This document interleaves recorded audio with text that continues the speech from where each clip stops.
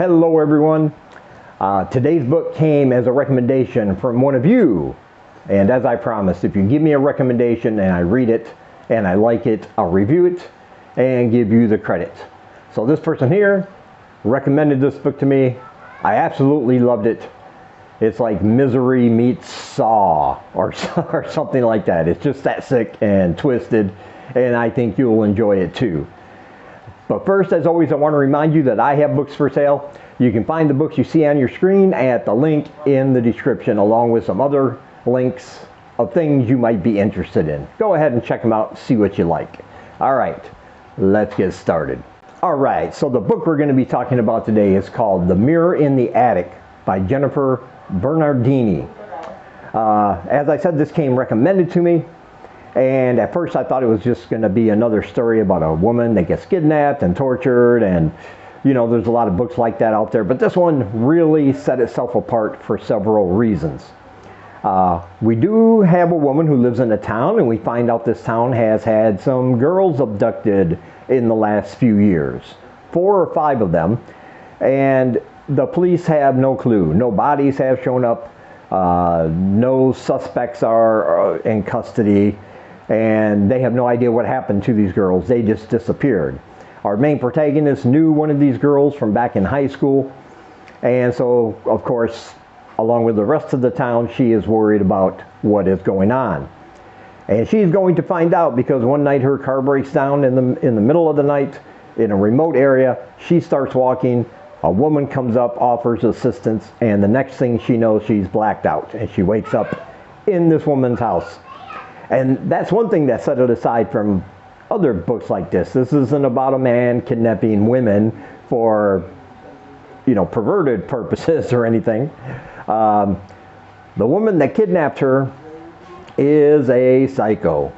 She is really lost touch with reality. She is cuckoo for Cocoa Puffs. Let's put it that way. Because this woman had a daughter at one time named Josephine. The love of this woman's life, the light of her eyes. But Josephine grew up. Josephine got involved with heavy drug use and prostitution and that kind of lifestyle. And something happened to Josephine. But this woman refuses to accept it. It caused her mind to break, and she refuses to believe that her daughter could do this sort of thing. But more importantly, that she as a mother absolutely could not allow this thing to happen to her daughter. So her MO is to kidnap young ladies that would look like kind of her daughter if her daughter was still around. But she believes that each one she kidnaps is actually her real life physical daughter who is no longer alive. And she kidnaps them with the intention of torturing them into accepting the fact that they are Josephine, they are her daughter, and she is trying to save them from herself, from what her daughter went through. She thinks she can go back and do these things and take these women and help them the way she couldn't help her daughter. But she absolutely believes it, which is one of the things that makes it so frightening. She just has a break in her reality that can't allow her to accept any other conclusions.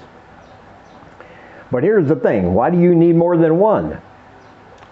Well, that's part of the evil genius behind this book. Because when she kidnapped the first one, she thought, I have my Josephine. She is going to be my daughter again. I'm going to get her off the drugs. I'm going to lead her down the right path and help save her. But when she kidnaps these women and they either refuse, no matter how much they're tortured, they refuse to accept that they are this Josephine, or they act in a way that her daughter wouldn't have, she becomes suspicious and she begins to believe that these women are actually demons sent to intentionally deceive her, because her thinking is, a demon forced me to kidnap this woman, making me believe it was my daughter, but it's not. My daughter is still out there. So now I have this demon that must be eradicated. So she'll kidnap the next woman, and then through various forms of horrific torture, make the new girl kill the previous girl. And then she will chop up their bodies and dispose of them. And some of the instruments of torture she uses are just sick and twisted. Everything from electrical shocks, and there's at one point a bleach enema is proposed. Yuck, right? That would be very painful. But she slowly breaks down the minds of these girls she kidnaps. She gets them to confess that they are in fact Josephine, and to the point where they don't have to be shackled in a room anymore. They don't have to be watched over 24/7. That they are actually allowed to leave if they want, but they are so brainwashed, they are so broke down from this torture this woman inflicts, that they won't, because they are buying into the same reality as this woman, which of course is not based in reality at all. And this new girl that she kidnaps, our main protagonist, she insists she's not going to go that way. She's not going to kill anybody, especially the girl that she's shackled in a room with when she first arrives at this woman's home. But this girl knows better. The girl that's already there, she thinks that she's Josephine. She can't figure out why there's a new girl there, but all she knows is that can only mean one thing for her, that this new girl is going to kill her at some point, even though this girl insists, I just want to help you. I don't want to kill you. That's not me. She is defiant until the end, until eventually she's not. Because like I said, the forms of torture, both psychological and physical, that this woman puts on these girls is just sickening and disgusting, and it'll make you wince a couple times when you're reading about these different scenarios and things that these kidnapped women are going through. And in the meantime, there are two detectives on the case, and as they start finding body parts, some of these body parts from the previous girls start showing up. They're all dismembered, sometimes missing fingers, sometimes missing parts of their bodies. Their body parts are put in random places, so they had to, like a puzzle, they had to piece all these body parts together to find out who it belongs to for identification. And as these body parts start becoming found, and they start finding out that they are indeed the victims of the women that have been missing over the course of years, they are now concerned with one thing: finding this new woman, because she might still have a chance to be alive.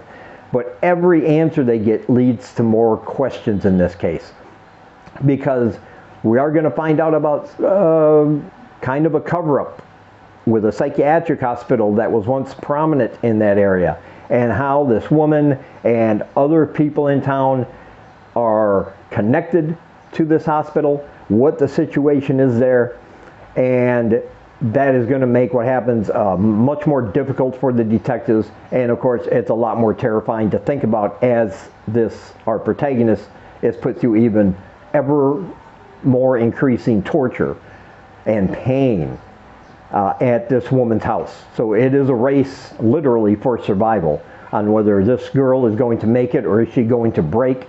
Is she going to kill her roommate, for lack of a better word? Because, you know, if she's Josephine, this girl can't be Josephine. This girl must be a demon. That's the kind of circular, wayward thinking that this woman forces these girls to go through and endure. But this book is filled with tension, is filled with dread, is filled with scenes that you won't be able to scrub from your mind. Like I said, Annie Wilkes from Misery has nothing on this woman. This woman is absolutely bonkers insane. And yet she still has this one side of her that is motherly and insists that everything she's doing, no matter how painful and how disgusting, is for love, to help free her daughter, Josephine, from the effects of drugs and a bad lifestyle. And she wants to prove that she can be a good mother, and that this absolutely did not happen, even though we know it did.